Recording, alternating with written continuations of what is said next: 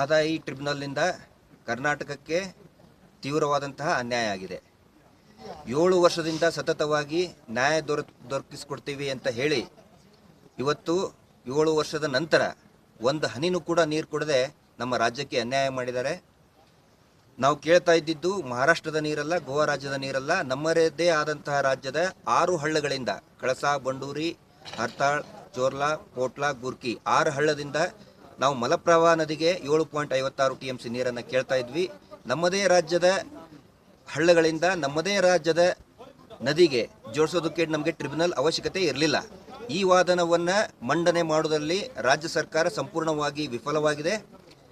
ಇನ್ನು ಮುಂದಿನ ದಿನದಲ್ಲಿ ಈಗ ಈ ರಾಷ್ಟ್ರದ ಪ್ರಧಾನಿ ಸನ್ಮಾನ್ಯ ನರೇಂದ್ರ ಮೋದಿಯವರು ಮಧ್ಯಸ್ಥಿಕೆ ವಹಿಸುವುದು ಸಂಪೂರ್ಣವಾಗಿ ಅನಿವಾರ್ಯವಾಗಿದೆ.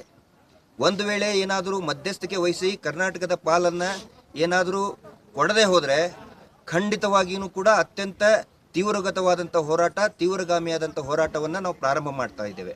ಯಾವ ರೀತಿ ದಿವಂಗತ ಪ್ರಧಾನಿ ಶ್ರೀಮತಿ ಇಂದಿರಾ ಗಾಂಧಿಯವರು ತೆಲುಗು ಗಂಗಾ ಯೋಜನೆ ಮುಖಾಂತರ ಚೆನ್ನೈ ನಗರಕ್ಕೆ ನೀರನ್ನು ಕೊಡಿಸ್ಕೊಟ್ರು ಮತ್ತು ಅದೇ ರೀತಿ ಪಂಜಾಬ್ ಮತ್ತು ಹರಿಯಾಣದ ನಡುವೆ ಇರುವಂತಹ ವಿವಾದವನ್ನು, ಸಟ್ಲಜ್ ನದಿಯ ವಿವಾದವನ್ನು ಕೇವಲ ಒಂದು 5-6 ನಿಮಿಷದಲ್ಲಿ ಬಗೆಹರಿಸಿದರು. ಅದೇ ರೀತಿ ಕರ್ನಾಟಕಕ್ಕೂ ಕೂಡ ವಿಶೇಷವಾಗಿ ಉತ್ತರ ಕರ್ನಾಟಕದ 4 ಜಿಲ್ಲೆಗಳಿಗೆ ಅನುಕೂಲವಾಗುವಂತಹ 1 ಕೋಟಿ ಜನರಿಗೆ ಅನುಕೂಲವಾಗುವಂತಹ ಈ ಯೋಜನೆಯನ್ನು ಕರ್ನಾಟಕದ ಪರವಾಗಿ ಕರ್ನಾಟಕಕ್ಕೆ ನ್ಯಾಯ ದೊರಕಿಸ್ಕೊಡ್ಬೇಕು ಅಂತೇಳಿ ಮಾನ್ಯ ಪ್ರಧಾನಿ ನರೇಂದ್ರ ಮೋದಿ ಅವರಿಗೆ ಆಗ್ರಹವನ್ನು ಮಾಡ್ತಾ ಇದ್ದೀವಿ.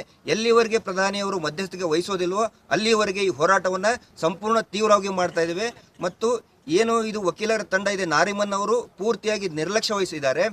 ಯಾವಾಗ ಟ್ರಿಬ್ಯುನಲ್ ಇತ್ತು, ಈ ವಿಚಾರಣೆ ಇತ್ತು, ಆವಾಗ ಕೇವಲ ಬರೀ 6ರಿಂದ 7 ನಿಮಿಷ ಮಾತ್ರ ಅಟೆಂಡ್ ಆಗಿದ್ದಾರೆ. ಇವರೆಲ್ಲರೂ ಕೂಡ ಬರೀ ಅವ್ರ ಫ್ಲೈಟ್ ಚಾರ್ಜು ಮತ್ತು ಫೀಸ್ ಸಲುವಾಗಿ ಹೋರಾಟ ಮಾಡಿದ್ದಾರೆ ಹೊರತು ಕರ್ನಾಟಕದ ಜನರ ಸಲುವಾಗಿ, ಉತ್ತರ ಕರ್ನಾಟಕದ ಜನರ ಸಲುವಾಗಿ ಹೋರಾಟ ಖಂಡಿತ ಮಾಡಿಲ್ಲ. ಇವರೆಲ್ಲರಿಗೂ ಕೂಡ ನಾವು ಧಿಕ್ಕಾರವನ್ನು ಹೇಳ್ತಾ ಇದ್ದೀವಿ. ಹರ್ ಹರ್ ಮಹಾತಾಯಿ.